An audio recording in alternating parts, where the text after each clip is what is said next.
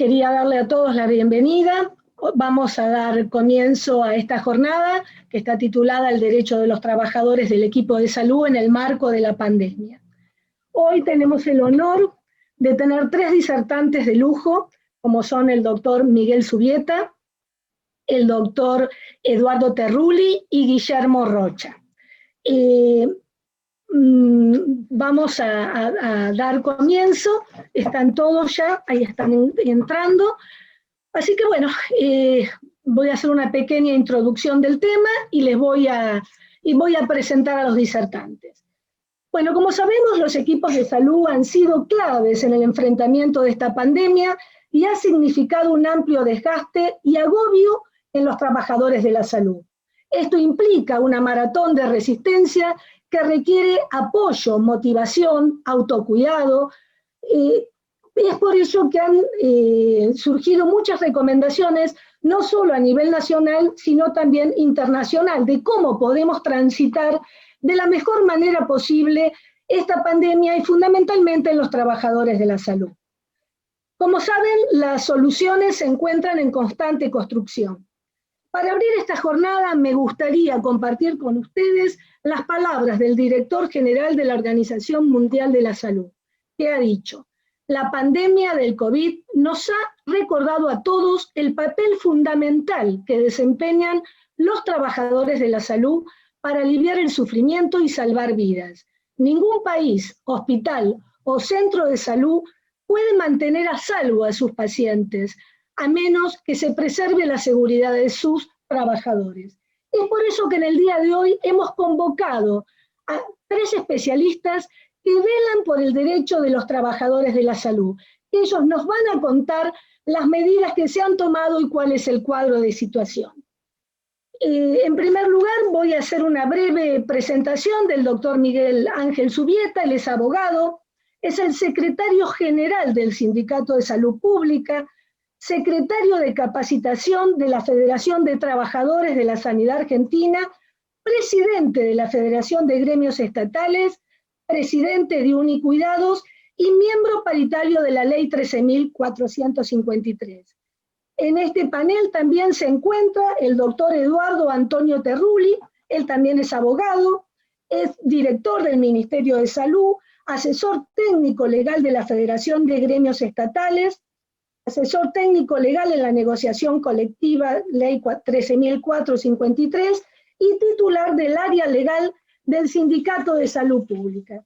Y por último, el doctor Carlos Guillermo Rocha, que también es abogado, es titular del área legal del Sindicato de Salud Pública, asesor legal de la Federación de Gremios Estatales, profesional jerarquizado del Ministerio de Salud, asesor legal en negociación colectiva de la Ley 13.453, y también tenemos el lujo de tenerlo como integrante de nuestro instituto. Así que bueno, sin más, les voy a dar la palabra a los disertantes. Les pido por favor que todas las preguntas las hagamos a través del chat, que cuando ellos finalicen se las vamos a entregar. Así que bueno, muchísimas gracias a todos por estar presentes y mi agradecimiento muy especial a los disertantes. Hoy tenemos un panel de lujo. Así que muchísimas gracias. Les paso la palabra, Miguel. Bueno, buenas tardes a todas, a todos. Gracias a vos, Claudia, por la invitación. Bueno, Guillermo, vos lo dijiste, es parte del grupo. Nosotros, muchos de los que veo acá en pantalla ya nos conocen, son compañeros nuestros o transitan los distintos pasillos de nuestra organización, o niveles de nuestra organización, pero lo importante que nosotros queremos hoy hablar es cuáles son los derechos que tienen los trabajadores de la salud en el medio de la pandemia. Y esta es la base, diríamos, de esta situación. Coincide, las organizaciones sindicales, y esto es algo que siempre nosotros venimos pregonando, son organizaciones que antiguamente eran organizaciones muy estancas, organizaciones que no generaban movimientos. Bueno, gracias a Dios, situaciones como esta han ido revirtiendo, y prueba de esto es que hoy me toca a mí, siendo un abogado, un abogado que ha ejercido la profesión durante muchos años, hoy estar al frente de una organización sindical que tiene que ver fundamentalmente con los derechos de los trabajadores del equipo de salud, acompañado dentro de la estructura sindical con un departamento del área legal, como lo llamamos nosotros, reconocido estatutariamente, dándole un marco jurídico para que puedan tener el aval dentro de la organización, y hoy forman parte de esta estructura abogados como son el caso de Guillermo Rocha y como el caso de Eduardo Terrulli y otros compañeros más, que ahí lo veo, por ejemplo, Agustín Santillán, también es otro compañero abogado que él nos acompaña dentro de otros de los departamentos que tiene la organización, como es el departamento técnico de SAMO. Entonces, con esto darse cuenta que las organizaciones tienen que ser unas organizaciones que están permanentemente en movimiento, generando cambios, generando estructuras, modificando viejas estructuras para ayornarlas y generar la movilidad que necesita hoy el mundo del trabajo. Hoy hay que mirar al mundo del trabajo como hoy nos ha desnudado la situación de la pandemia. Y esto es lo que nosotros queremos ver. ¿Qué hizo la pandemia con respecto a los trabajadores del equipo de salud? Pero fundamentalmente, ¿qué generó también la pandemia en los trabajadores en general? Porque nosotros vamos a escuchar siempre, mirándonos el ombligo, como digo yo, solamente lo que nos pasa a nosotros en la Argentina y en especial en la provincia de Buenos Aires, pero también hay que mirar qué hizo la pandemia a nivel país, fundamentalmente a nivel global, cómo ha impactado en esto que hoy estamos discutiendo o queremos hablar sobre el tema del mundo del trabajo y los derechos de los trabajadores del equipo de salud. Vamos a ver que lo que nosotros pensamos que nos pasa exclusivamente a la Argentina y a la provincia de Buenos Aires y a los trabajadores del sector público le pasa a todos. Le pasó a todos. Algunos habrán estado en mayor medida, otros en menor medida, pero nos ha impactado de una manera directa a todos. La pandemia desnudó situaciones como crisis del sistema sanitario, que lo hemos visto, todo el mundo miraba, y no miremos la película de hoy, miremos la película de hace 1 año y 3, 4 meses atrás, situaciones como veíamos en los canales de televisión, cuando veíamos los muertos que pasaban en las calles de distintos países de América, o lo que pasaba en el mejor lugar del mundo, como decían que era Estados Unidos, donde teníamos el mejor sistema sanitario, y el sistema sanitario no daba abasto para atender la demanda que había generado la pandemia. Y si nos cruzamos a Europa, veíamos lo que había pasado en Italia, lo que pasó en España, donde cómo afectaba esto no solamente a la población, sino al equipo de salud. Bueno, estas situaciones, cuando nos tocó vivir en la Argentina, nosotros tuvimos una particularidad, que primero tuvimos la suerte, y esto hay que decirlo y agradecido, de que pasó primero en el hemisferio norte. Entonces uno tenía esas experiencias que era fácil, o mejor dicho, por lo menos estabas debidamente notificado de lo que había pasado. Situaciones como esta nos sirvieron para estar un poco más preparados. Y una de las primeras cosas que hoy vamos a ver seguramente acá, que fue rápidamente en cómo nosotros podíamos paliar y solucionar la situación de los trabajadores de la salud. Siempre, yo digo, hay una particularidad que nosotros tenemos, que es acá tenemos la defensa de los derechos laborales de los trabajadores, pero también tenemos, por otro lado, que es una actividad netamente gremial, también tenemos, por otro lado, el sistema jurídico, la legislación laboral, cómo lo vemos desde el punto de vista legal. Y en este caso, la prueba está en los 3 que estamos acá, donde pueden tranquilamente, uno siempre piensa que colisiona la cuestión gremial con lo legal, y es necesario para vos solucionar muchas veces las cuestiones gremiales, tener un sustento legal. Como también hay veces la conflictividad que se pueda generar a través de las situaciones legales, muchas veces genera conflictividad con las cuestiones gremiales. Y lo vamos a ver. Hoy vamos a mirar seguramente el tema de la ley de emergencia, cuando dicta la provincia de Buenos Aires, primero el gobierno nacional, después la provincia de Buenos Aires. Vamos a hablar, por ejemplo, de la licencia que se le da rápidamente a la totalidad de los trabajadores, y a nosotros nos dejaron adentro. Al trabajador de la salud tuvo que prestar servicios, ¿por qué? Porque nos cortaron todo tipo de derechos que teníamos sobre el tema de licencias. Y ahí tuvimos que las organizaciones sindicales, con un sustento legal, salir a defender, por ejemplo, situaciones que vamos a ir viendo hoy, situaciones, por ejemplo, de las mayores de 65 años, los mayores de 60 con comorbilidades, bueno, etcétera, etcétera, etcétera, que lo vamos a ir analizando. Así que esto lo hago solamente al simple para dar una presentación a esto que queremos hablar. Queremos ver cuál fue el rol que cumplió el Estado, porque en esto el Estado jugó un papel fundamental. ¿Cuál fue el rol de las aseguradoras de riesgo del trabajo?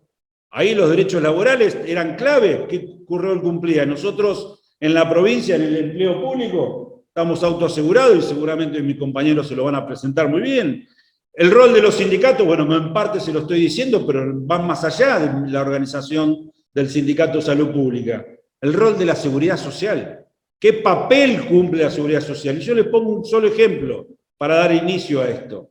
Hace 2 días atrás me llaman del hospital de Quilmes, del Iriarte de Quilmes, un compañero o compañera que ingresó hacía un par de meses a trabajar en el sistema, todavía no estaba formalmente nombrado, estaba cumpliendo los trámites para ser becario, lamentablemente se contagió de COVID y lamentablemente falleció.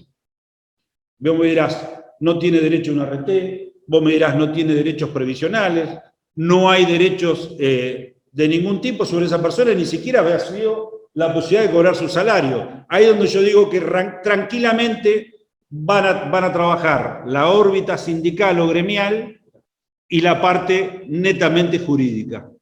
¿Entienden? Entonces, ¿cómo podemos, en este caso, defender una situación que nos ha generado, donde nosotros ya no queríamos más en el sistema de salud contrataciones irregulares? Hoy lo tenés que aceptar por una emergencia propia dada por la pandemia y te termina perjudicando derechos adquiridos que tienen los trabajadores, como en este caso es la desgracia de haber fallecido con esta pandemia y que después no tener posibilidad de nada. Entonces, con esto creo que podemos empezar a darle, Claudia, un poco a esta jornada, así que agradecerle a todos por su presencia y no sé, ¿ya podemos compartir pantalla? Sí. Bueno, vamos a mostrar unas diapositivas que nos van a servir de guía sobre lo que nosotros preparamos. En realidad lo hicieron ellos, pobre. Yo soy nada más un poco el interlocutor de ellos dos, pero bueno, la realidad ya tenemos, Bueno, hoy hablábamos que esto era el derecho de los trabajadores de la salud en pandemia, ¿no? Esperen que esto no es fácil. ¿Dónde apunto? Debería estar ahí está. Bueno, al principio arranco. El 11 de marzo del año 2020, la Organización Mundial de la Salud anunció la pandemia, anunció el coronavirus como una enfermedad que se había transformado, todo el mundo al principio pensaba que iba a ser endémica, se transformó en una pandemia y a partir de ahí, de esta declaración de pandemia, se transformó el mundo, donde la Argentina pensaba en esos años que iba a tardar, en ese momento, un tiempo más en llegar, y si analizamos esto y nos vamos a los principios generales de lo que fue esta declaración de pandemia, tenemos que mirar si el 11 la declaró la Organización Mundial de la Salud, el día 12 sale el primer decreto del Poder Ejecutivo Nacional, el 260, que es del 12 de marzo, que habla de la declaración de emergencia sanitaria en relación al coronavirus, donde le pone primero por un año. La provincia de Buenos Aires, voy haciendo un paralelo, lo hará primero por 6 meses. Se dispuso el aislamiento obligatorio de las personas afectadas, los casos sospechosos. Acuérdense que en aquel momento era todo muy difícil, todavía no se sabía bien claro cómo era el tema de los hisopados, cuándo te correspondía, cuándo no, quiénes eran los contactos estrechos. Me había tocado trabajar el día 3 de marzo, una persona que había venido de Bruselas, había tenido síntomas, no sabían si se podía hisopar o no hisopar, y a mí, por haber trabajado con ella 2 horas, hoy sería una persona directamente aislada. En ese momento ni siquiera me tuvieron en cuenta porque no había sido no más allá que no era de los considerados contactos estrechos, que hoy sí lo hubiera sido.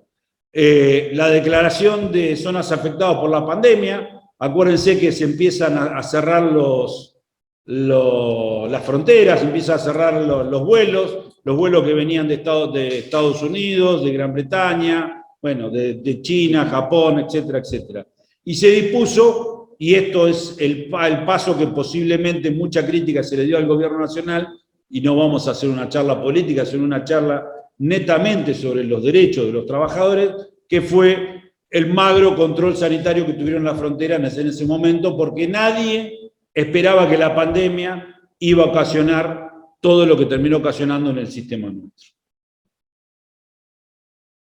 Ahí vamos a ver que recién el gobierno nacional, dijimos que el primero fue el 12, esto es el 19, una semana después, dispone el presidente de la Nación, un jueves a la noche, el aislamiento social preventivo obligatorio. Esto fue a partir de marzo, primero fueron por 11 días, esto donde automáticamente salen los controles permanentes en rutas, vías y espacio en todo el territorio. Y ahí empieza donde nosotros vemos que vamos a haber cercenado derechos de los trabajadores del sistema sanitario. ¿Cuándo? Cuando se exceptúa de esto a los trabajadores de actividades esenciales. Nosotros desde el año 2000, en la época del gobierno nacional estaba de la Rúa, se declara a los trabajadores de la salud como trabajadores esenciales. Y a partir de ahí nosotros pudimos sacar muchos derechos y también, en este caso, generar muchas más obligaciones. Bueno, en este caso de la pandemia, lo que generó a través de este decreto del Poder Ejecutivo, donde habla de la actividad esencial obligatoriamente, estaban los trabajadores de la salud, los trabajadores de la seguridad, etcétera, etcétera, se nos cercenan el primer y gran derecho que tenemos todos, que es el derecho al descanso. Muchos de nuestros trabajadores en enero y febrero no se habían tomado su licencia. Al día de hoy, les estoy resumiendo rápidamente lo que va a venir después, van a ver que ya llevamos prácticamente 2 años, muchos trabajadores sin descanso. Y esa es una situación que la vamos a ver afectada en el final con la famosa historia de la salud mental. Una cosa que es importante remarcar acá y hacer un poquito de memoria, porque también lo que estamos buscando es recordar un poquito cómo se fue dando esto objetivamente. La prórroga se extendió hasta fines del año 2020, es decir, llegó... Noviembre. No, hasta diciembre llegó. Bueno, dijimos, no vamos a contradecir. Porque hubo un último decreto. Si bien es cierto que con ciertas modificaciones, porque a partir del decreto 493, que más o menos está por junio, a partir de ese decreto, el ASPO se empezó a aplicar, no sé si recordamos, en distintas zonas donde eran calificadas las zonas de acuerdo al riesgo o a la carga viral que había en la población. Pero es importante remarcar que esta disposición de aislamiento se mantuvo casi hasta fin de año, donde después empieza a darse otro tratamiento. Es claro que no existía dentro de lo que es la experiencia, ni jurídica, ni médica en el mundo, de una situación de esta como se dio, y que el mundo no estaba preparado para recibir una pandemia. Entonces, todos los países, de alguna forma, sin tener una memoria histórica de esta situación, fueron reaccionando de acuerdo a lo que mejor les pareció. ¿Tá? Por eso es que esta charla que estamos dando, que tiene más que una exposición, es una charla, por eso es que lo queremos plantear desde el punto de vista objetivo, para poder mostrar de alguna forma cómo las organizaciones gremiales tuvieron que enfrentarse a situaciones que no tenían un antecedente y que no tenían un protocolo para ser encaradas, ¿sí? Esa es un poquito la idea de lo que queremos mostrar. Vamos a ver, seguramente en las próximas filminas, porque no me las acuerdo, vamos a ver cuál fue la actividad que se tomó desde las organizaciones para defender estos derechos de los trabajadores. Correcto. Sí, sí. A ver, las cuestiones claves que pasaron fue no solamente la pérdida de los días de licencia, los trabajadores no tenían los elementos de protección personal adecuados, no existían los protocolos de atención, no existían, se fueron haciendo, como dijo Guillermo, a medida que iba pasando el tiempo. En un momento el Estado pensó desde el punto de vista que eran los directores de los hospitales con los jefes de los departamentos, los jefes de servicio, con ellos solos alcanzaba para armar los protocolos y bueno, y a los trabajadores nadie los consultaba y lo que se ponían en riesgo era esto. sale el tema de la falta de recursos humanos, es decir, la malformación que veníamos teniendo, temas muchísimos para discutir, pero bueno, ¿qué había que hacer? Rápidamente salir a plantear situaciones como esta, que eran los que iban a generar lo que al final de toda esta charla vamos a ver cuál fue el resultado que dio sobre los trabajadores. Bueno, la provincia, vamos a ver que reacciona más rápidamente. Fíjense que incluso antes de la declaración de pandemia por la Organización Mundial de la Salud, por decreto 127 del año 2020, que es del 10 de marzo de 2020, empieza la provincia ya a otorgar con carácter excepcional a los empleados públicos que hayan venido de países con coronavirus confirmado, les empieza a dar excepción de presencialidad, ¿sí? Eso con el objetivo, obviamente, de evitar el contagio, ¿cierto? Es importante acá remarcar, si este decreto de la provincia de Buenos Aires no solo establecía la licencia para los trabajadores del Estado que habían viajado al exterior, sino también los convivientes. Y debían hacer una presentación a través del sistema de administración del personal, conocido como el portal SIAPE, ingresando la documentación necesaria para acreditar no solo el viaje, sino la convivencia. De esta manera fue el primer decreto, el primer acto administrativo que surge en la provincia de Buenos Aires, cuando luego empiezan a venir una lluvia de decisiones que tanto a nivel nacional como a nivel provincial empezaron a determinar las condiciones de trabajo y la excepcionalidad para los trabajadores del sistema de los establecimientos asistenciales especialmente. Pasamos a la próxima. Una cosa que por ahí no estuvo aclarada es que ese decreto del 10 de marzo no sale porque sí, sino que hubo todo un trabajo gremial. No sé si lo querés contar, Miguel. No, hoy un poco lo decíamos cuando viene la declaración de la emergencia sanitaria, que provisto después de, obviamente, la declaración de la pandemia por la Organización Mundial de la Salud, lo que se hizo fue, primero, dejar las diferencias de lado de las organizaciones sindicales, trabajar solidariamente todas las organizaciones que formamos parte del sistema sanitario, y esto, cuando digo, no lo digo solamente por la provincia, sino se hizo también en la órbita nacional, y lo hicimos las distintas organizaciones sindicales del mundo, porque después, si da el tiempo, me gustaría contarles rápidamente cómo se conforma una representatividad gremial a nivel global. Entonces, pero bueno, vamos al caso nuestro, la provincia de Buenos Aires, nos pudimos unir rápidamente a defender situaciones que se estaban dando y que generaban perjuicio para el trabajador de la salud. Hoy se lo decía al principio, ¿qué culpa tenía una persona que estaba embarazada, pero que era trabajadora de la salud, que en el medio de una pandemia la obligaban a ir a prestar servicios cuando otro, porque no era trabajador de la salud, lo dejaban en su casa? O como decíamos hoy, mayores de 60 con comorbilidades, bueno, y otro tipo de enfermedades, y otro tipo de excepciones que había generado la emergencia sanitaria para el resto de los trabajadores propiamente de la salud no se había alcanzado. Bueno, las mismas normas nos demuestran históricamente la dificultad con que se fueron tratando los temas, ¿no? ¿Dónde poner el cuchillo? ¿Por cuál es el límite del tratamiento?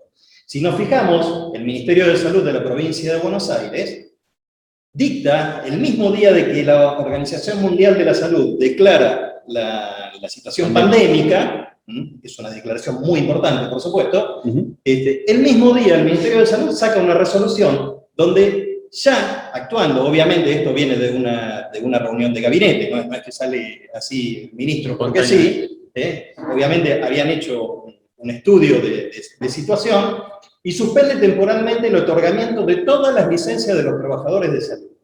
Lo que es importante ver acá es que si nosotros nos vemos, esto está obviamente extractado de la misma resolución, si nosotros nos fijamos, suspende tanto a los trabajadores 10.430, a los trabajadores de la carrera profesional hospitalaria, 10.471, pero también suspende la licencia de los becarios y del reglamento de residencias, que también es una suerte de beca. Nosotros tenemos una visión particular sobre eso, no es el momento para tratarlo, pero también suspende las vacaciones de los becarios, cuando el propio reglamento de beca dice que el becario no detenta una relación de empleo público.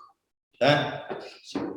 Y excluye... Acá donde empieza la colisión entre lo gremial y lo jurídico. Exacto.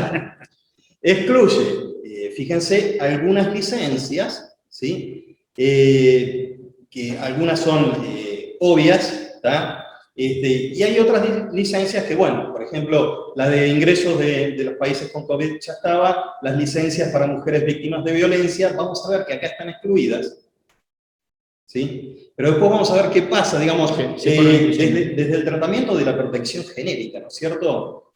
Cómo llama la atención, cómo fue reaccionando la normativa. A ver, lo importante de esto, Guillermo, fuera de lo que la normativa de ese momento, es que se han ido consiguiendo cosas y pudimos ir mejorando con el paso del tiempo, con la negociación colectiva, con el diálogo. Bueno, se fueron mejorando situaciones de los trabajadores, insisto, fundamentalmente como afectaba al trabajador de la salud, porque esta es la realidad. Nosotros tenemos que pensar que el trabajador que más se afectó con el tema de la pandemia fue el trabajador del sistema sanitario. Ya no alcanza el famoso aplauso de las 9 de la noche, ni el reconocimiento que hoy se le da en la sociedad por ser un trabajador de la salud. Había que salir y todavía van a quedar muchas cosas y el post-pandemia va a ser fundamental sobre estas cosas que estamos hablando. Situaciones como esta que hoy contaba Guillermo son situaciones que hoy se ven los daños psicológicos, cansancios físicos que tienen muchos de nuestros compañeros, que en ese momento no había opción. No tenía... Yo les pongo este ejemplo, y un día se lo dije a un periodista y todo el mundo decía, porque somos el frente, somos el primero que estamos al frente de la batalla. Yo le decía, somos los últimos. Una vez que vos llegabas al trabajador de la salud, porque ya estabas contagiado, ya en ese momento se suponía que todo aquel que se contagiaba ya prácticamente era un hecho que se moría. Bueno, era el último. Y yo digo, aquel que estaba, y tuvimos muchos compañeros que salieron corriendo porque no querían afrontar esto, que realmente fue una guerra. Y es como que si vos estudiaste para ser soldado y cuando realmente viene la guerra decías, no, yo no quiero ser soldado, me voy. Lamentablemente era un poco esta, ¿no? Como bien lo señala Miguel y como bien lo señaló Guillermo, esto desnuda una realidad que ya venía como antecedente a la pandemia, a la declaración de la pandemia. Fíjense ustedes cuando leen en la filmina o en la diapositiva, como se dice actualmente, hay distintas reglamentaciones, distintos regímenes que establecen las condiciones de trabajo en los trabajadores, especialmente de los establecimientos hospitalarios. Una ley de carácter general, 10430, una ley de carácter especial, la 10471, reglamento de becas, que bien lo señaló Guillermo, aunque la justicia ya reconoce que la beca es una relación típica de empleo público, hay una relación de empleo, de hecho ya están reconocidos a través de distintos fallos, y a su vez el sistema de formación de residencia, que no es más y menos que una forma también de trabajo, porque la residencia es una residencia en servicio, pero en realidad cubre las necesidades de los hospitales previo a todo esto de la pandemia. Esto viene a desnudar una realidad crítica, producto ya de distintas crisis que no fueron solamente sanitarias, sino básicamente económicas. Tengan en cuenta que el decreto 260 fue una ampliación de una ley dictada a fines del año 2019, cuando asume este gobierno a través de la ley 27541. Vale decir que todo este conjunto de situaciones que produce la pandemia genera una realidad que ya venía antes como antecedente. Si pasamos a la próxima. Sí, porque si nos vamos a demorar, no llegamos a la mitad. Más. Del decreto 132, simplemente lo que hay que decir es que la provincia de Buenos Aires, con características por ahí un poco distintas, se alinea con la declaración. Sí, la diferencia está que el gobierno nacional en la emergencia sanitaria la da por un año, nosotros en un principio la dimos por 180 días en la provincia. Bueno, después no tiene grandes... Hay un artículo importante en este decreto 132 también, que no solo establece la suspensión, es decir, convalida la resolución que recién acabamos de ver y de analizar, sino que además faculta al ministro a reorganizar al recurso humano. Exacto. Ese es otro de los derechos que también entran en colisión con el derecho de estabilidad que tienen los trabajadores, ¿no es cierto? Ese es en el artículo 2, la facultad que le otorga al ministro para reorganizar y disponer no solo la tarea, sino también regímenes horarios distintos. Y el ¿sí? cese. Y el cese. Aclaralo. Ustedes, no sé si todos lo saben, pero una de las virtudes que tiene el empleo público es la estabilidad laboral. Bueno, imagínense con esto, en un principio se corría riesgo de que venga la autoridad de turno y diga, bueno, vos no te quiero más, te quedás a un costado. Cosa que obviamente no lo podíamos permitir. Bueno, aparece la resolución, unos días después, la resolución del Ministerio de Jefatura de Gabinete, ¿sí?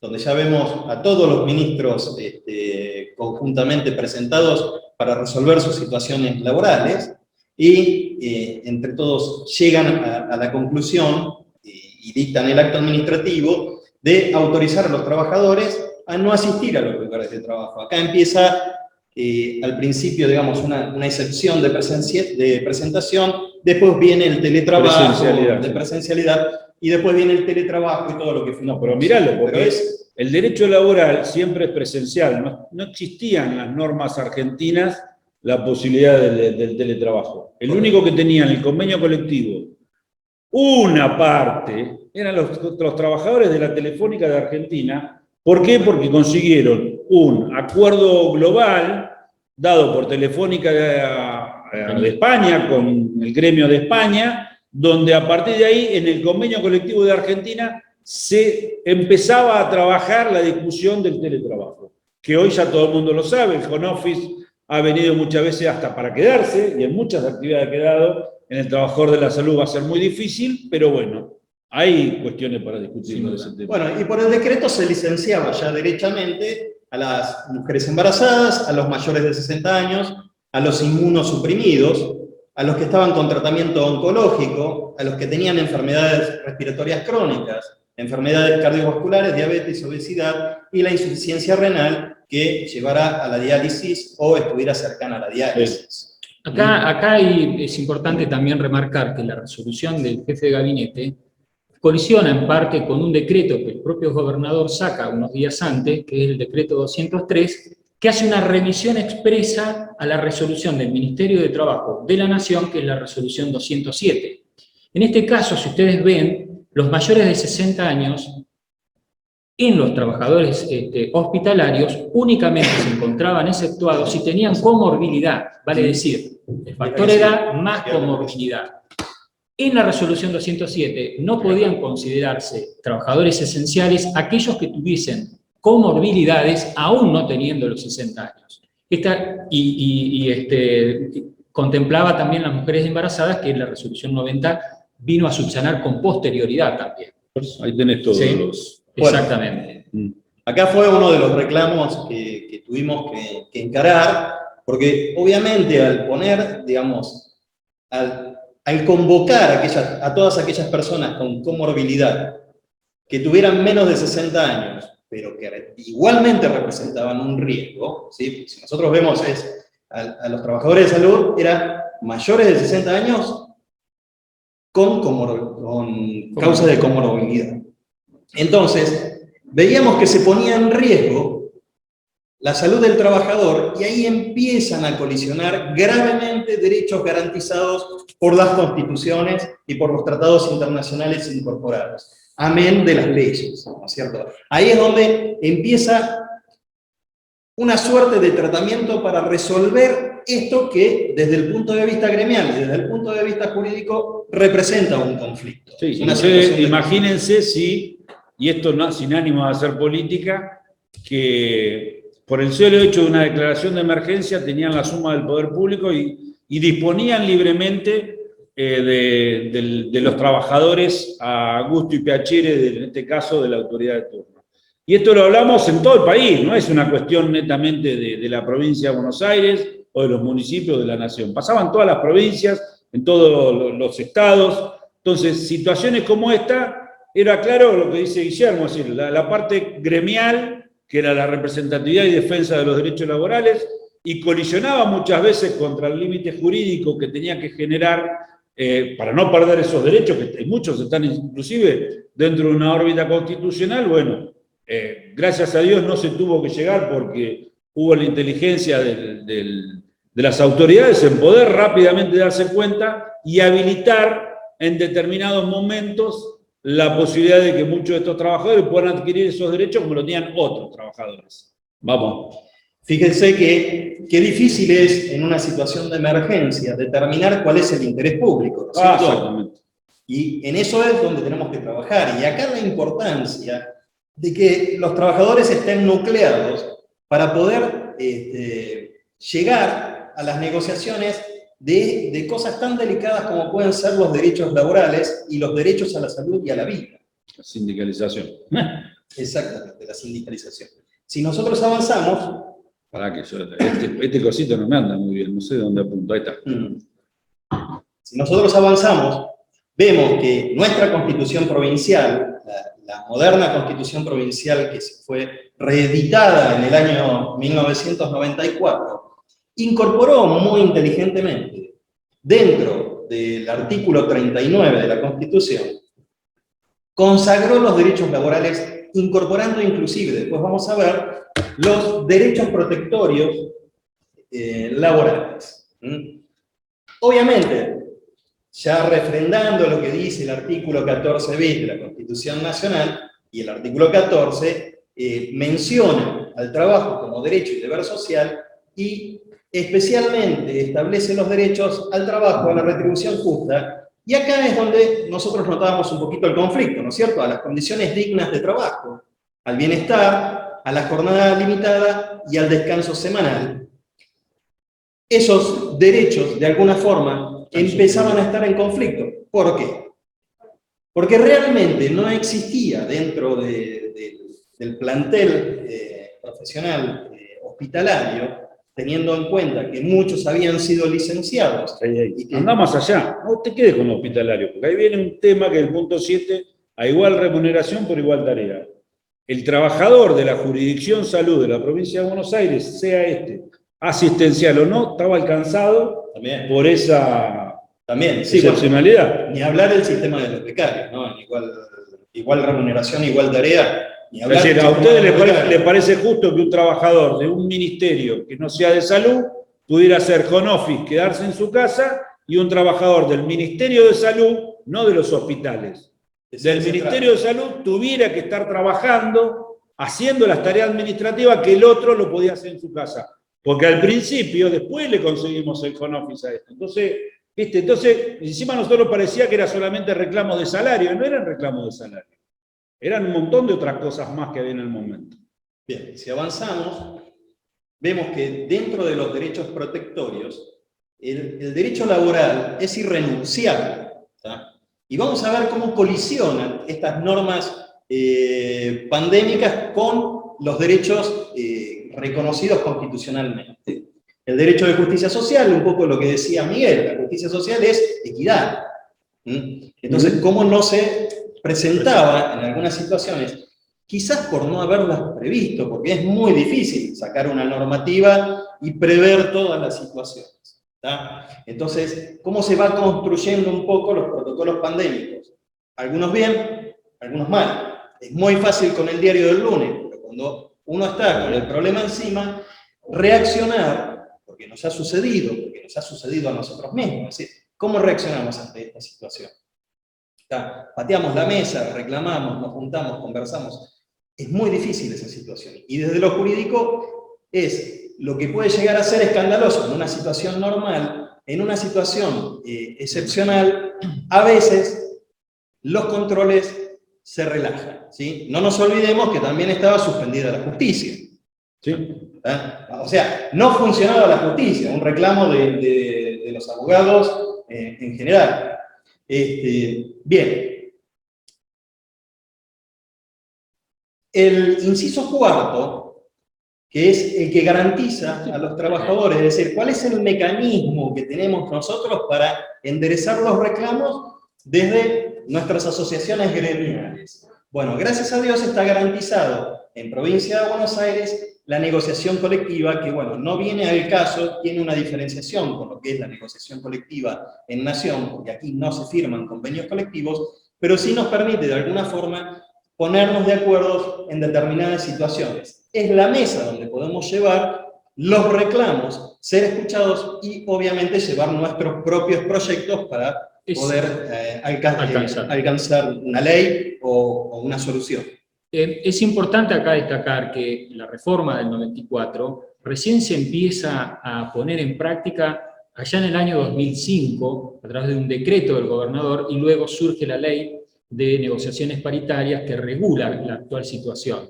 En esta situación, el primer objetivo que tiene la negociación colectiva, precisamente, es la de evitar los conflictos sociales, mantener la paz social, a través de una de las herramientas que el Sindicato de Salud Pública ha llevado como bandera, que es el diálogo permanente. Evitar la conflictividad frente a los avances de los derechos o retrogradación de los derechos de los trabajadores.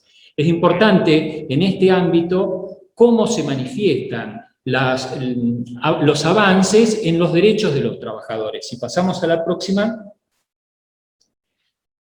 empezamos a ver que el texto de la ley 13453 constituye el ámbito paritario que tiene un componente general, paritaria general, y un componente sectorial, donde esta entidad gremial participa en las dos paritarias, tanto en la paritaria general, a través de la representación de los trabajadores como empleados estatales, empleados públicos, de la ley 10430, y en la paritaria sectorial, en esta doble dualidad de normativa que tiene los trabajadores estatales, los trabajadores de los hospitales, en la carrera profesional hospitalaria de la ley 10430. También actúa el Sindicato de Salud a través de la Federación de Gremios Estatales, en el cual, como entidad de primer orden, esta y la entidad de segundo orden participan activamente en las condiciones de trabajo, no solo en las negociaciones colectivas. Eso tiene una explicación que es, es más gremial, pero la negociación colectiva, como recién explicaba Eduardo, participan todas las organizaciones sindicales de la provincia de Buenos Aires. Que obviamente representemos, ahí están, los empleados son representados por 29 asociaciones sindicales con representatividad sobre los trabajadores del Estado. Hay dos entidades madres, dos entidades mayoritarias, que son las que tienen representación en todas las jurisdicciones, que son las que tienen la mayor representatividad gremial. Entonces, ¿cuál fue la inteligencia que pudimos tener las distintas organizaciones sindicales de gremios sectoriales de determinados sectores o actividad? Nuclearnos. Y ese nucleamiento, que en un principio tuvo bastantes nombres hasta que le pudimos encontrar la forma, y en la cual uno participaba en ese momento como asesor, como hoy es el rol que cumplen ellos, pero era netamente de buscarle un formalismo para después terminar generando lo que hoy es la Federación de Gremios Estatales, que es entidad gremial provincial mayoritaria en el sector de los empleados públicos. A partir de ahí vos podés establecer políticas.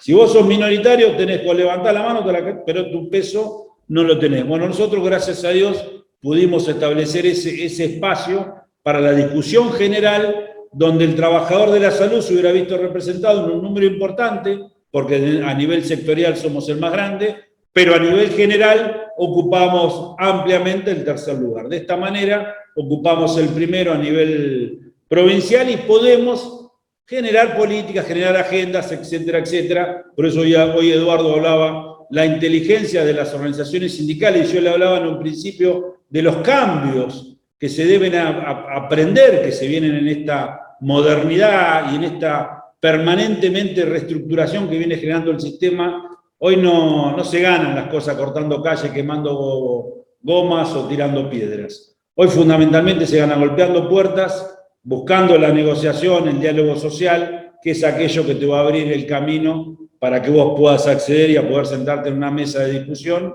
y tratando de la mejor manera, que es dialogando, conseguir soluciones.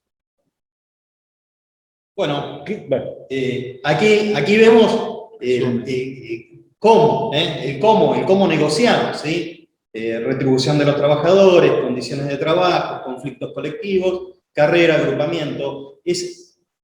Todas estas temáticas son las que se tratan, porque uno muchas veces piensa que en la negociación colectiva se tratan únicamente el tema retributivo. el tema salario. Pero la gente piensa que solamente vos te sentás en una negociación y discutís salario. Principalmente se generan muchos documentos, muchas normativas y muchas directrices dirigidas a proteger, por ejemplo, la salud de los trabajadores, que en particular... No nos olvidemos de esto, y volvamos a la pandemia.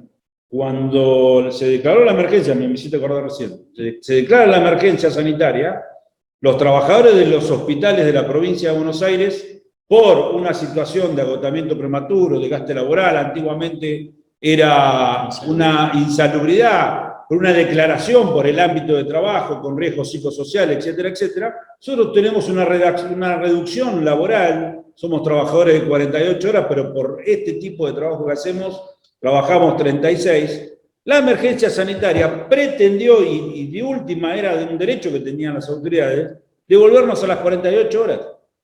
Si esto no lo sentábamos en una posibilidad de discutir estas defensas de los derechos de los trabajadores, que también se discute dentro de la negociación colectiva, y no hubiéramos tenido esa posibilidad, hoy los trabajadores del Ministerio de Salud estarían trabajando otra vez 48 horas, y no es que con esto tienen más trabajo y mejor salario. No, porque la emergencia indicaba que podían hacerlo. Esto habla de las condiciones de trabajo, cómo se negocia, más allá de la importancia que tiene, obviamente, el salario.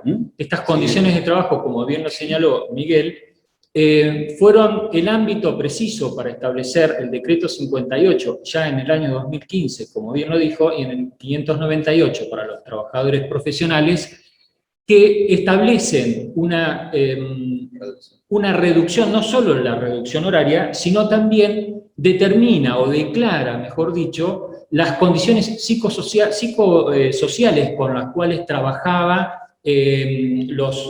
precisamente, valga la redundancia, los trabajadores del ámbito del hospital público.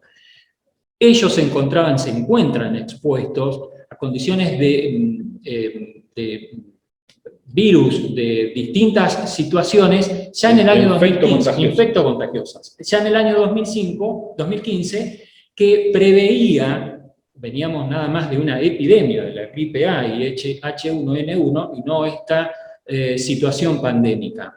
Y de esa manera se consigue no solo la reducción horaria, sino también la reducción en la vida laboral, por este agotamiento prematuro o vejez prematura que establece el artículo 26 de la 9650, que es la ley previsional. Mirá, antes de pasar al otro punto, yo les quiero marcar un solo detalle, porque sé que acá hay compañeros de nuestra organización, pero fundamentalmente para los derechos en general que son difíciles, cuando vos los conseguís, no por el apriete o por el corte de calle, por la protesta misma, sino cuando la conseguís utilizando las normas o herramientas legales que establece la negociación colectiva.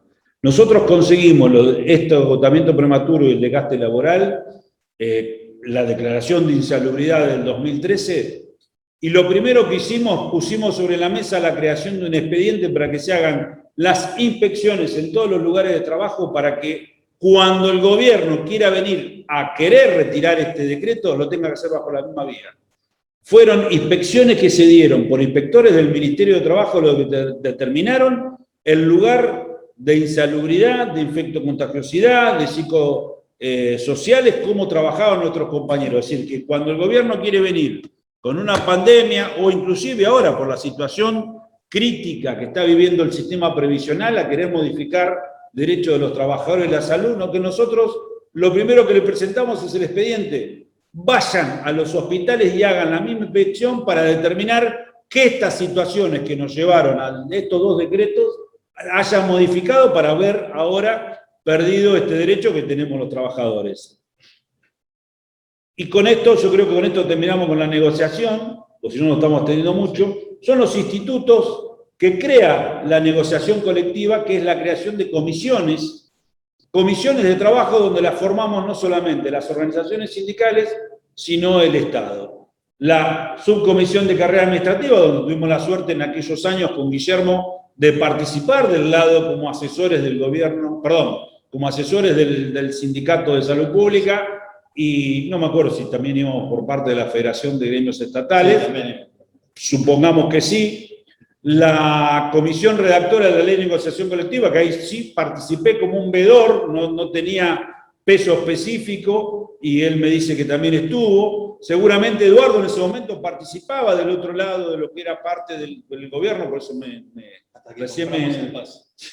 recién me equivoqué. La comisión del órgano imparcial, donde participó el doctor Rocha en representación de la organización sindical, y vos seguramente has participado por parte del Estado. Las comisiones técnicas salariales, que se crea a partir del 2008, y a partir de ahí, todos los años, por eso todo el mundo se confunde la paritaria con una negociación colectiva netamente salarial, y la Comisión Mixta de Seguridad y Salud y Seguridad en el Empleo Público, que era la Comisacep, donde sí tuvimos una participación activa, primero quien le habla, después Guillermo, y así sucesivamente. Hoy hay otros compañeros de la organización que ha dado lugar que nuestra organización sindical, en ese cambio que hoy yo le vengo diciendo y ayornada permanentemente, hoy tenemos la suerte de decir que nuestra organización estatutariamente ha creado ya hace un tiempo a esta parte la Secretaría de Seguridad y Higiene Laboral, que es aquella con la cual se hacen estas reformas que yo les digo a ustedes para ver si se mejora o no la salubridad o el lugar físico donde trabajan nuestros trabajadores. Dos palabritas de cada una de las subcomisiones, sí, que tiene su real importancia. En la subcomisión de carrera administrativa, actualmente se está trabajando sobre la ruptura de este modelo estatutario que tiene la ley 10430, que viene, él trabaja conmigo, ahora él trabaja. Que viene estatutariamente para salir del tema convencional, para ir hacia un tema convencional del trabajador. Un tema muy importante para poder los trabajadores en cada una de sus ramas, en cada uno de sus sectores, discutir las condiciones de trabajo, las mejores condiciones de trabajo para sus trabajadores. En la comisión redactora, obviamente, luego surge la ley 13453, tal cual está redactada, tal cual está publicada actualmente, y en la comisión técnica, en la comisión mixta de salud y seguridad en el empleo público, actualmente ha dado también lugar a la creación, gracias a la participación de esta organización gremial, lo que son los comités de crisis. Los comités mixtos, después hoy son los comités de crisis. Hoy son los comités de crisis. Y ahí sí discute el tema de la RT. Exactamente. Un tema que van a ver que es clave en la situación hoy de los trabajadores, donde va más allá del trabajador de la salud, aclaramos. Tal cual. Pero hoy tiene un rol más que importante el comité mixto central y los comités jurisdiccionales, porque se discuten no solo las condiciones de trabajo a través de la pandemia, sino todo el rol que debe tener el Estado para protección de los trabajadores. Sí, señor. Sí. Bueno, amigo de la comisión, no, pará, me pasé mucho, perdón. Yo soy medio bruto con esto. Bueno, la Comisacep es particularmente importante hoy día, más en este marco de pandemia, porque es donde se tratan todas las cuestiones de salud y seguridad en el empleo público, ¿sí? Prácticamente donde se dictan las normativas, protocolos y recomendaciones técnicas para aplicar en los distintos lugares de trabajo. Obviamente que para nosotros, para los trabajadores de salud, en esta situación de pandemia y ante esta situación que les estamos describiendo, estamos recurriendo a través de los distintos actores que intervienen en la Comisacep, estamos recurriendo pidiendo la mejor forma de proteger la salud y la seguridad de nuestros trabajadores. ¿Sí?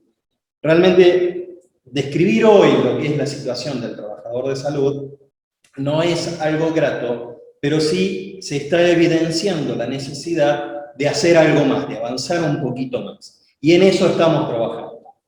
Muy bien. Bien.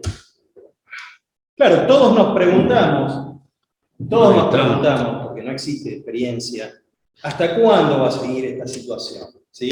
Esta situación donde no existe aquella normalidad, por decirlo de alguna forma, no existe aquella normalidad que teníamos.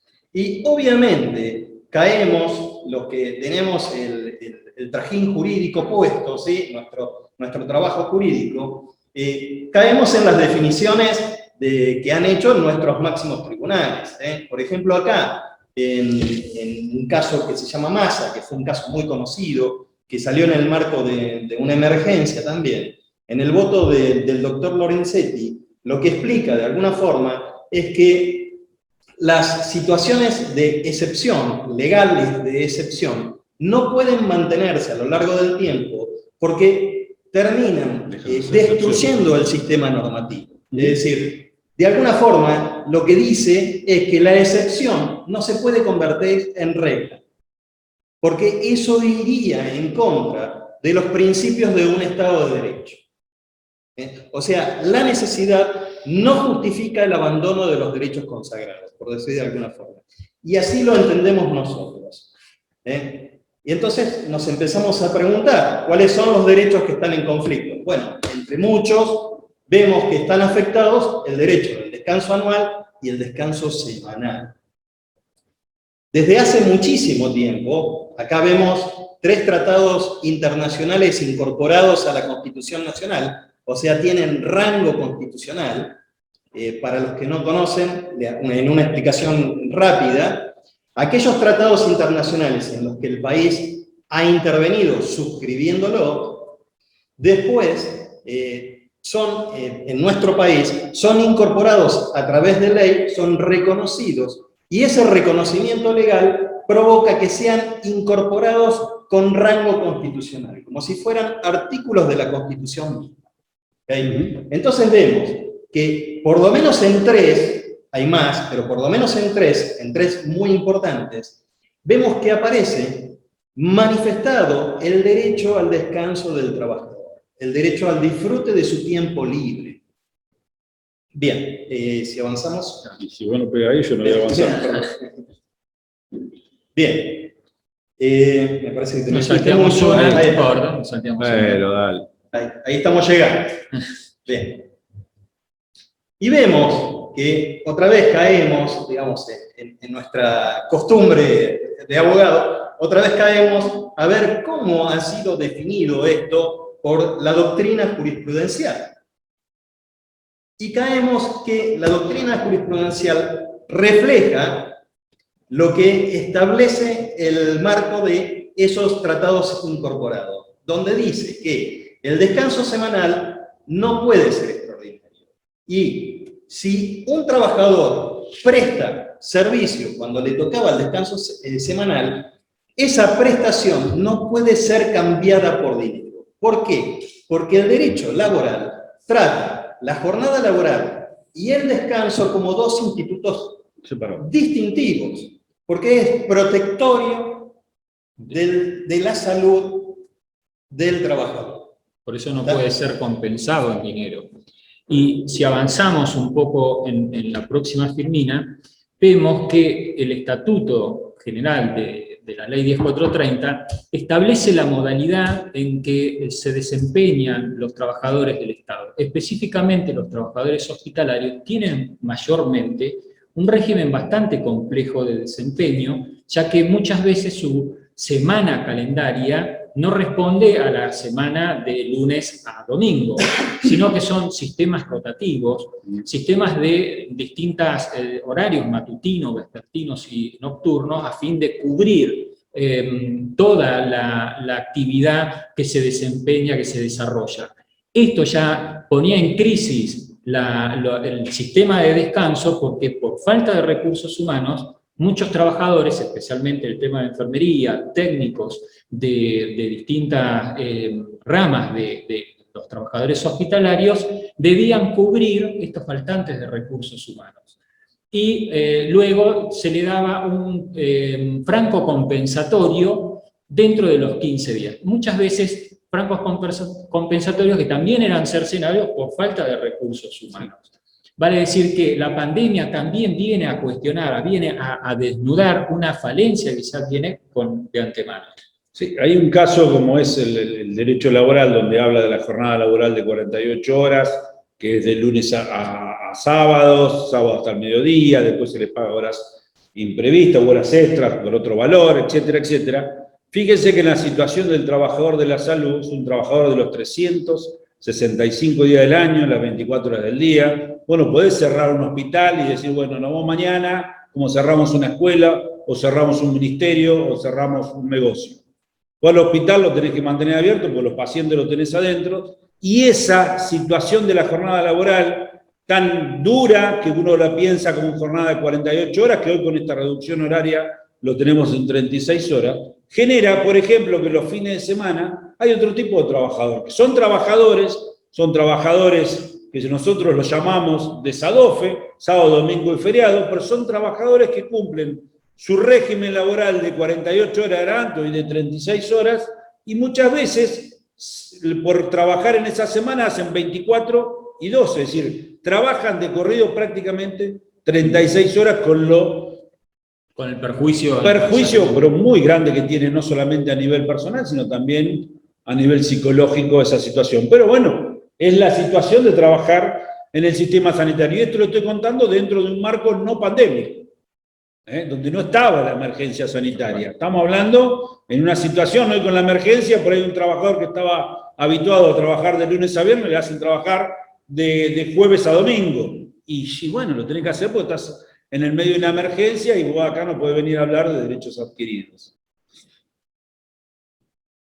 Bien. Claro, ¿cómo trata el descanso o las licencias en general? Este artículo está referido a las licencias en general, no a la licencia anual específicamente. Y lo que es importante de este artículo es que la licencia en general no puede ser denegada. O sea, lo trata como un derecho que es tan importante que no puede ser denegado, y en caso de ser denegado tiene que ser justificado en causas graves y urgentes. Y esto lo dice el propio Estatuto del Empleado Público. Es por eso que están suspendidas actualmente hoy las licencias, producto de esta situación grave y urgente que produce la pandemia, ¿cierto? Vamos a ir más rápido. Lo que vemos es cómo prevé en la 10430, cómo prevé las distintas normas de licencia, ¿sí? Para que es fácil, esto me pasa. Ahí está.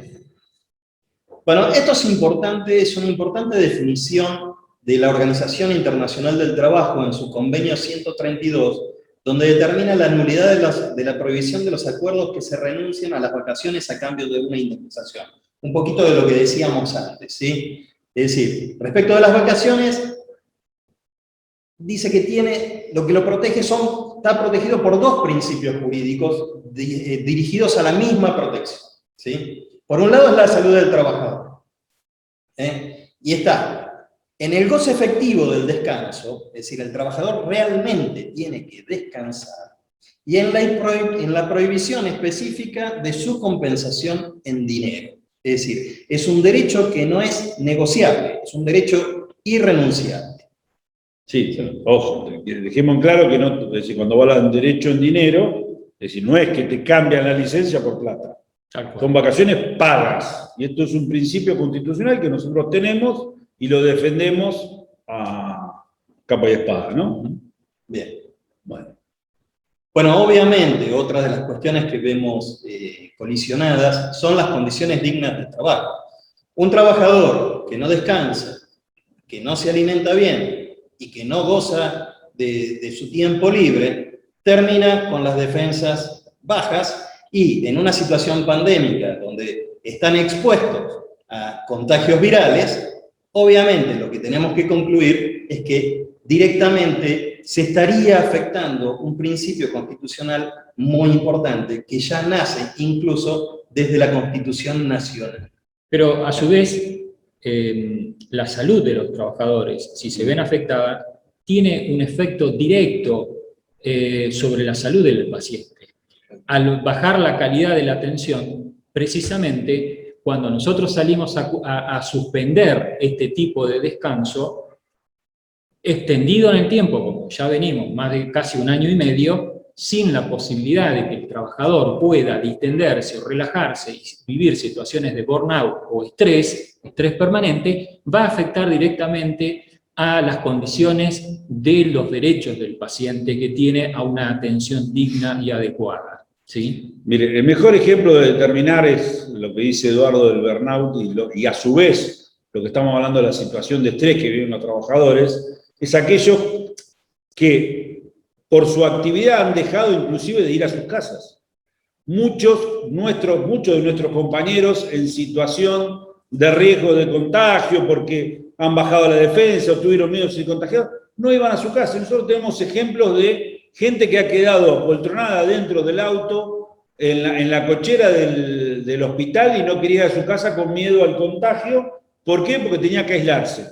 Entonces, esto generaba, imagínense en el estrés que estaban en estas situaciones este tipo de compañeros. Bueno, todo esto que nosotros estamos contando no es un reclamo sindical, es un reconocimiento cuando vamos al principio cuáles fueron los derechos de los trabajadores de la salud en el medio de una pandemia, porque si ustedes fueran el gobierno, inmediatamente de aquel lado nos estarían diciendo qué estás pidiendo a cambio de todo esto, porque nosotros estamos contando todas las pálidas que tiene el sistema, pero es la realidad. Por eso, cuando hablamos que la pandemia nos cercenó derechos, bueno, esto es parte de esta situación que nosotros estamos contando. Por eso resaltamos condiciones dignas de trabajo, salario digno, jornada limitada, descanso, hacen al concepto de lo que se denomina trabajo decente. Trabajo decente que viene desde las encíclicas papales, desde las distintas concepciones y desde los tratados internacionales que bien señaló Guillermo anteriormente. Bueno, vayamos porque si no, ya vamos. Nos quedamos sin tiempo. No pasa nada, vamos. ¿Por dónde vamos? Ahora que yo ya me perdí. Dale. Bueno, en la ley del riesgo del trabajo se tratan los derechos, deberes y prohibiciones, ¿sí? Y fíjense que los trabajadores tienen que recibir toda la información, la capacitación en materia de prevención, que hoy prácticamente no se está recibiendo, pero por una cuestión de necesidad, que se cumplan las normas de higiene y seguridad. Hoy las barreras están un poco relajadas, son muy difíciles de poner en movimiento y, bueno, obviamente la obligación del empleador de informar los hechos de los riesgos del trabajo, eso es conocido, los exámenes médicos y las denuncias ante el empleador como derechos y deberes, ¿sí? Si pasamos a un punto importante. Para que estoy con otro tema. Ahí te cambiaron. La enfermedad profesional. Este es un punto vital respecto de lo que es el... Bueno, yo antes, por eso recién me olvidé, le decía a Eduardo que me pase lo que es el tema del COVID como enfermedad profesional. Nosotros tuvimos como país, porque hay que mirarlo así, como derecho laboral, tuvimos un reconocimiento que fue visto por el mundo como algo prácticamente exclusivo y protectorio a los trabajadores, que fue haber considerado al COVID. Rápidamente en la Argentina pudimos, a través de un trabajo gremial y del reclamo que hicieron las centrales obreras, en especial yo voy a defender la mía, que es la CGT, planteando dentro de la órbita del Ministerio de Trabajo de Nación la necesidad de que se considerara al COVID como enfermedad profesional, después salió no listada, y con estas circunstancias se empezaba a proteger la situación de los trabajadores en general. Vamos, después el trabajador de la salud tenía una ventaja que la vamos a discutir acá. Pero ¿por qué les hago mención a esto? Hace muy poco atrás salieron todos los medios del mundo, pero fundamentalmente en la Argentina se le dio una difusión importante. La Argentina fue considerada el país que más protegió a los trabajadores con esta declaración, donde realmente hubo una protección legal sobre los trabajadores, y esto no lo hace las centrales obreras de la Argentina. Esto lo hizo la Central Sindical Internacional, que es la CSI, la Uniglobal, que es la organización internacional donde uno forma parte, pero donde se midieron todos los países del mundo qué protección se le dieron a los trabajadores en general y después en particular al trabajador de la salud.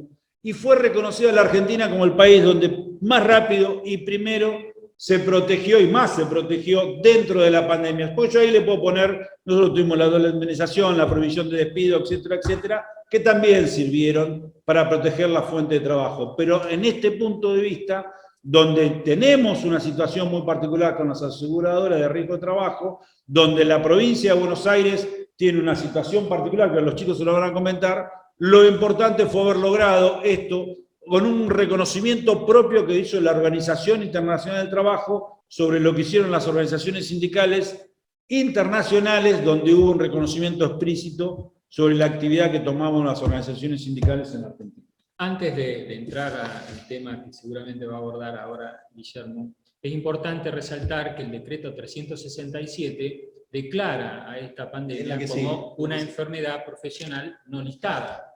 Si bien tiene una característica específica al no estar listada dentro de considerada ya enfermedad profesional, con la consecuente derivación hacia la Comisión Médica Central para ser declarada enfermedad con carácter definitiva, hay una presunción a favor, como bien lo estamos viendo, a favor del trabajador de la salud. ¿Sí? Tanto el artículo 4 del decreto 367 como la resolución de la Superintendencia del Riesgo del Trabajo, la resolución 38, que determina el procedimiento que deben efectuarse a través de la declaración de enfermedades profesionales no listada, el trabajador de la salud se considera que esta enfermedad se presume adquirida con ocasión o en el desarrollo de su actividad. Vale decir que actúa prácticamente como una enfermedad profesional listada, como bien lo señala Miguel.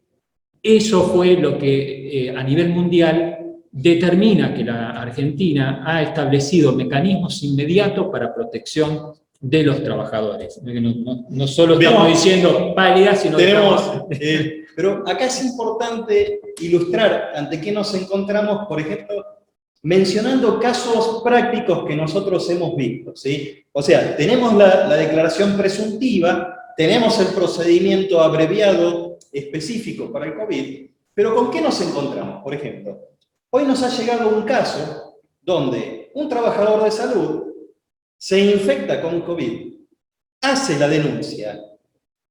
Sabemos que en la provincia de Buenos Aires es autoasegurada, pero que tiene la administración a través de la ART provincia, que es donde participa con parte de su patrimonio, ¿no es cierto? Parte del patrimonio de ART provincia es privado y parte es público. Entonces, actuando como administradora, la ART provincia le reconoce la enfermedad, pero como esta persona tiene asma, le hace saber en una carta documento que no le va a reconocer las secuelas por tener una enfermedad preexistente. Claro. Ahora, fíjense la colisión de principios donde, por un lado, el Ministerio de Salud obliga a la persona a ir a trabajar a pesar de tener una enfermedad con comorbilidad. Por el autoseguro le van a rechazar las secuelas y lo mandan a atender por su obra social, que es la obra social estatal IOMA. Entonces, nos encontramos en situaciones donde el propio Estado, actuando en las tres partes distintas, de alguna forma pareciera querer sacarse el trabajador de encima. No sé si nos entendemos. No, yo entendí que la está notificando a Claudia y le va a quedar un problema. Sí, más o menos. Entonces nos vemos en estas situaciones y realmente en este cuadro de pandemia, si cambiamos esto, sí, señor. Lo que sabemos que las prestaciones son obligatorias, lo que acabamos de decir, lo que nos preguntamos es, ¿qué va a pasar cuando se levante la alfombra del COVID? ¿Qué vamos a encontrar abajo? El post-pandemia. El post-pandemia. Sabemos, por ejemplo, Inglaterra ha hecho un testeo de alrededor de 1.500.000 personas que padecieron COVID y ya saben que las secuelas que pueden llegar a aparecer después de la enfermedad, después de la evolución de la enfermedad, incluso mucho tiempo después, son más o menos estas que se describen aquí y más: fibrosis pulmonar, alteraciones cardíacas o renales, encefalitis aguda, hipertensión pulmonar, deterioro de la memoria, ansiedad, insomnio, depresión grave, estrés postraumático, anosmia y deslucia, que es pérdida del olfato y del gusto, y obviamente otras enfermedades más, como pueden ser aquellas causadas en el sistema circulatorio por los microbos. Por eso es importante, más allá de la presunción que tienen los trabajadores hospitalarios, para el resto de los trabajadores con actividad que están exceptuadas y han tenido la enfermedad denunciada como enfermedad profesional no listada, seguir el procedimiento en la Comisión Médica Central a los efectos del carácter definitivo de esta enfermedad, ¿cierto? Los efectos de poder reconocer luego todas estas afecciones que seguramente van a poder aparecer en el futuro. Bueno, hay una cuestión que nosotros nos gustaría mostrarle. Esto hicimos un análisis de los derechos, de cómo afectaba o cómo afecta los derechos de los trabajadores del equipo de salud. Pero hay muchos de ustedes que no saben cuál es el equipo de salud, cómo se conforma el equipo de salud. El equipo de salud está distribuido, hoy lo decía creo que Eduardo, habla de las leyes que lo componen trabajadores de la ley 10.430, trabajadores de la ley 10.431. 10.430 son trabajadores de la administración central en general, donde forman parte también trabajadores hospitalarios. Un gravísimo error que tiene la norma estatutaria de la provincia de Buenos Aires, donde no es justo que un trabajador de un ministerio esté en pie de igualdad con un trabajador del sistema asistencial, todo lo contrario, tiene que tener, por eso siempre nosotros decimos, la discusión de una propia ley para el trabajador de la salud, como tienen, por ejemplo, el personal docente, para llamarlo de una manera. No tienen la misma norma que lo regula al auxiliar docente, o al de educación, se le dice ahora, al trabajador del Ministerio de Educación y al docente mismo, sino que cada uno tiene su propia ley que lo regula. Bueno, lamentablemente en el sistema de salud no es así. Tenemos trabajadores de la ley 10.430, trabajadores de la ley 10.471, que para que los que no lo saben, son aquellos profesionales que tiene el sistema sanitario, donde no solamente están los médicos, estamos los abogados, los contadores, los nutricionistas, etcétera, etcétera. Hay un montón de más de profesiones que están ahí, inclusive hasta los enfermeros, aquellos que han recibido con el título de licenciados en enfermería y que han podido ingresar a esta ley. Ahí van a ver que está el personal becario, que es estas becas que hoy decía Guillermo, los residentes que hoy hablábamos, que fue para nosotros, a diferencia de lo que Guillermo decía, es decir, yo sé porque él lo estaba apuntando, los residentes hoy son considerados planteles de los hospitales y el personal jerárquico, obviamente, y el clero que está con 00 son aquellos que son cargos ejecutivos, etcétera, etcétera, que tienen, vamos a llamarlo, un cargo político. Este es el equipo de salud por el cual nosotros hablamos, al que se vio afectado directamente por la totalidad de la pandemia. Si vos lo querés, le hago un rápido repaso. Hoy somos 63.000 y pico de trabajadores, de los cuales ahí tenés la discriminación rápida de cuál es cómo tenés enfermeros, técnicos, personal de servicio, administrativo, obrero, profesionales, la ley 10.430, licenciados en enfermería, médicos, otras profesiones y becarios, y ahí ven que hay muchísimas becas, casi 15.000 becas, que son becas y muchas de esas contrataciones que se hicieron para hacer frente a la pandemia, porque lamentablemente van a ver en las futuras filminas, digo yo, como eran diapositivas, van a ver que tuvimos muchísimos compañeros que se han contagiado y por tristeza muchísimos compañeros que han fallecido. Tiene una particularidad nuestra profesión, que es trabajar en el sistema sanitario, que se ha transformado en una profesión feminista. Hoy los que distinguen la cuestión de género, la profesión en la historia, decía que antes se lo miraba solamente con el modelo médico hegemónico y no se miraba la profesión del trabajador de la salud con todo el equipo de salud en sí mismo. Una vez que hubo una mirada más global, a partir de ahí determinó la feminización de la profesión, hasta inclusive la propia medicina se ha transformado hoy en más mujeres que hombres, que son aquellos que la ejercen. Acá tenés el rango promedio de edad, para que vean cuál es el promedio de trabajadores. El promedio nuestro es 38,8 años, es decir, para que vean, en general es un personal joven, es decir, que por ende tendríamos que estar fuertes para afrontar esta pelea, esta lucha, esta guerra, esta cuestión que fue la pandemia. Miramos cuál es el promedio de antigüedad de los trabajadores, poniendo a la totalidad de los trabajadores, 12 años, 7 promedio de antigüedad, somos jóvenes también, en la actividad en su promedio, pero cuando, esto es la discriminación con enfermeros, porque esto, si hago tiempo, me gustaría contarle un proyecto de ley que anda dando vuelta, donde tuvimos una activa participación, porque es el momento de que la enfermería sea reconocida, no solamente decimos con título de honor y con aplausos, sino que son, porque lo dijo hasta inclusive el otro día el presidente de la Nación, cuando hicimos el lanzamiento de un proyecto de ley que presentamos a nivel nacional y colaboramos con un diputado de Tucumán, que es el presidente de la Comisión de Salud de la Cámara de Diputados de la Nación, el doctor Pablo Yeldín. Ahí se reconoció a la enfermería, que es el 70%, y yo siempre digo un poco más, para mí cerca del 80%, del corazón del hospital, la tarea que el que toca y está con el paciente es el enfermero. Bueno, nosotros hicimos esta discriminación porque ahí salen políticas que si nos da margen, por lo que veo el tiempo no nos va a dar margen, porque ya se está cumpliendo la hora, no lo podemos hablar en este caso, lo hablaremos en el futuro. Bueno, esto cómo fue evolucionando la enfermería en el transcurso de los últimos años y los distintos, cómo fueron decreciendo otras profesiones.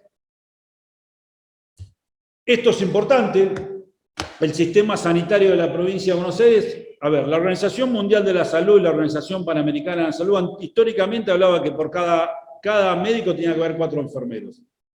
Hoy, esto ha cambiado, esto se ha mutado, ha mejorado. Hoy esta media se toma prácticamente un 2,2% por médico. Igual el promedio hoy en los hospitales de la provincia de Buenos Aires estamos en 1,45%. Es decir, dense cuenta, si le hacemos la relación médico-enfermero, nos faltarían enfermeros. En la Argentina faltan más de 100.000 enfermeros. En el mundo se calculan que faltan más de 40 millones de enfermeros en el mundo. Para que veamos la necesidad que hoy tiene esta profesión, no solamente de ser reconocida a nivel aplauso, sino también a nivel vocación, sino también fundamentalmente a nivel salario, para que sea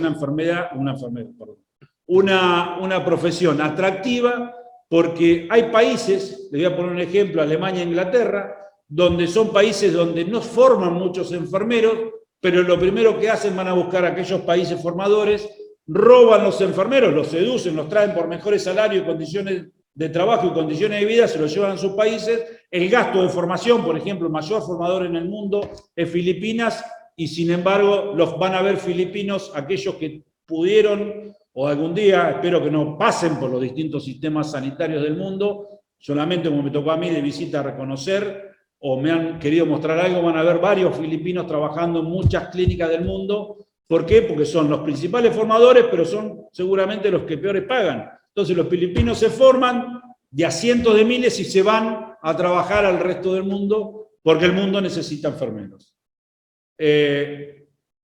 Para que me quede... Y acá vamos al caso, ¿qué nos causó la pandemia al trabajador de la salud, al equipo de salud? Y acá es rápido, son poquitas filminas, pero nosotros vemos, esto está hecho, si no me equivoco, hace 2 o 3 días atrás. Tuvimos cerca de 4.300.000 casos confirmados en la Argentina. De esos casos confirmados, 1.000.000, casi 800.000 fue la provincia de Buenos Aires, vamos a dar número redondo. De los fallecidos que tuvimos en la Argentina, más de 90.000, por eso digo, fue hace un par de días atrás que hicimos 2 números, y la provincia de Buenos Aires tuvo el 50% prácticamente de los fallecidos. Fíjense lo que es la población de la provincia. Acuérdense cuando se decía que el COVID fue como una gota de aceite que cayó en Cava, se empezó a abrir el AMBA y después se vio diseminado. Miren dónde ha afectado más la provincia de Buenos Aires, no solamente por la densidad poblacional, sino también seguramente por los NBI, por las necesidades básicas insatisfechas que existen en muchos lugares del AMBA, y bueno, y se ve reflejado con la alta tasa de fallecimiento que hemos tenido. Ahora, si yo miro esto y lo quiero llevar a lo que es propiamente el trabajador de la salud, vamos a ver este reflejo de lo que es propiamente los fallecidos que tuvo la provincia de Buenos Aires. Hemos dicho que eran cerca de 45.000. Cuando yo voy al trabajador de la salud tengo 259 muertos. 259 compañeros que por hacer el ejercicio de su profesión, estar al frente de todo esto, tuvieron las desgracias de contagiarse y de fallecer en el sistema sanitario. Y cuando hablo del sistema sanitario, no lo hablo, y esto lo hablo netamente en el sistema de la provincia de Buenos Aires, lo hablo a través del sistema municipal, del sistema provincial y del sistema privado. Ahora bien, si yo este número lo quiero llevar a la órbita y discriminarlo, dentro de ese ámbito donde nosotros estamos, nosotros posiblemente le hemos dado mucha más protección. Si ustedes miran cuántos casos tuvimos en la provincia de Buenos Aires, tuvimos más de 40.000 compañeros contagiados, 40.000 trabajadores, algunos fueron 2 o 3 veces contagiados, están 3 veces contados en ese número, son más de 40.000 trabajadores del sistema sanitario, insisto, público y privado, y el público provincial y municipal, que han salido del sistema mínimamente de 10 a 15 días, y que vos, por ende, tuviste que sacar todos esos trabajadores y había que reforzar los planteles, pues ese trabajador que se va, alguien tiene que cumplir esa tarea. Bueno, ustedes ahí se dan cuenta, ya tenemos más de 35.000 recuperados, de eso nos quedarán cerca de 5.000 que hoy están dando vuelta, y en esto posiblemente hoy el número, nosotros tuvimos una gran ventaja, muchos de estos números que estamos viendo son afectación 2020, porque si hay una particularidad que tuvimos en la Argentina, y lo marco así porque es real, en la Argentina rápidamente aquel personal de salud que se quería vacunar, se vacunó. Y en esto hay que decirlo porque se le dio prioridad al equipo de salud, en este caso fue un derecho que adquirimos, y lo luchamos y lo conseguimos, pero lo marco de esta manera porque hay países que muchos lo miran como la panacea en el mundo, donde el equipo de salud o el trabajador de la salud no fue prioritario en la vacunación. Y no se vayan tan lejos en pensar en qué lugar del mundo, solamente crucemos el charco. Miremos Uruguay, y Uruguay no le dio prioridad al equipo de salud, por ejemplo. ¿Los vacunó? Sí, los vacunó, y lo está vacunando. Pero la verdad de la historia, uno pensaba que el sistema uruguayo le iba a dar prioridad. El equipo, por ejemplo, el trabajador de la salud en la Argentina tiene las 2 dosis, en su gran mayoría, que siempre aclaro que se quiso vacunar. En cambio, vos te vas a Chile, Chile vacunó muchísimo, con una sola dosis. Ayer participé de una reunión internacional con gente de UniEuropa, le voy a repetir, la organización donde estamos nosotros, y estábamos los trabajadores de las organizaciones de la salud. Y en Europa, por ejemplo, rápidamente aquel trabajador que se había contagiado y se había recuperado le dieron una sola dosis. ¿Por qué? Pues ya con eso consideraban que tenían la inmunidad necesaria para afrontar, y había que hacerlo para el resto de la población. ¿Estamos? Entonces, la prioridad que tiene el trabajador de la salud, bueno, pero no es absoluta. En cambio, nosotros acá, si hay algo que hicimos y lo logramos, y hoy lo dice el ministro, esto no lo digo yo, no tengo los números exactos, pero el 95% del personal de la salud que se quiso vacunar está vacunado. Y está vacunado con las 2 dosis, vuelvo a repetirlo. Eso marca un camino del cual nos tenemos que sentir orgullosos los trabajadores de la salud. Por eso vimos muchos, hoy tenemos 259 contagios, nosotros cerramos el año 2020 con cerca de 259 muertes, y cerramos el año 2020 con, no me acuerdo si 238 o 240 fallecidos. Fíjense que ya llevamos 6 meses del año, y si vos comparás un año con otro, gracias a Dios bajó mucho la mortalidad en el equipo de salud. Si vamos a la órbita propiamente de lo que decíamos, la provincia de Buenos Aires, en lo que es el trabajador estatal, también marcábamos este número de los 66. Bueno, y esto te marca lo que nosotros siempre queremos mirar, es cómo nos medimos, la tasa de letalidad que tuvo el personal de salud. Si vos mirás la tasa de letalidad en general, la población en general tuvo, de aquellos que tuvieron contagio, el 2,56% de las personas fallecieron. El personal de salud, a pesar de ser tan expuesto y tan contagiado, producto, insisto, de la vacunación, fundamentalmente. ¿Por qué? Porque el año pasado las terapias estaban desbordadas, se morían nuestros compañeros, pero había atención preparada a nuestros compañeros. Ahora bien, aquellos que hoy usan las terapias casualmente no es el personal sanitario. Por eso cuando ves la tasa de letalidad ha bajado muchísimo, hoy estamos en un 0,64. Y si vos lo mirás con respecto al trabajador del sector público, estás en 0,74, y el personal del sector público provincial que se ha contagiado es el 32,53% del plantel. Entonces, ¿qué quiero decir? Es un número alto, importante, pero lo importante de todo esto es que hoy el personal de salud ha generado una protección muy, muy importante, y es lo que nosotros, después de tirarle todas las pálidas de que contamos la pérdida de derechos, lo que más tenemos que trascender y dejar trascender es que en la Argentina la salud ha protegido, entre comillas, pero ha protegido a su personal, que al que más le cercenó derechos constitucionales, como derechos que hoy estuvimos hablando, como fue el caso de las licencias, el descanso, etcétera, etcétera, etcétera. Claudia, no sé, ¿vos querés decir otra cosa? No.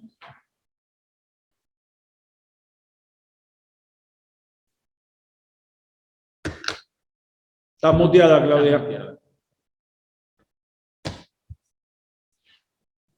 Ahora sí.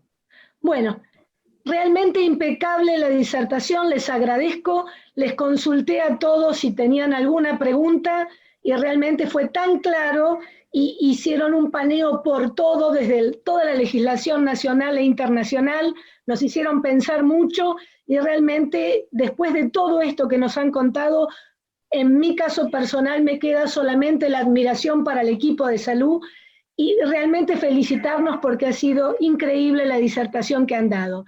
Y desde ya los convoco porque el tema de la enfermería nos interesa y mucho, así que bueno, formalmente ya están invitados para que nos cuenten este proyecto de ley. No tenemos ninguna pregunta, así que simplemente despedirlos, agradecerles a cada uno de ustedes y felicitarlos por la disertación brillante que han tenido hoy. Muchísimas gracias.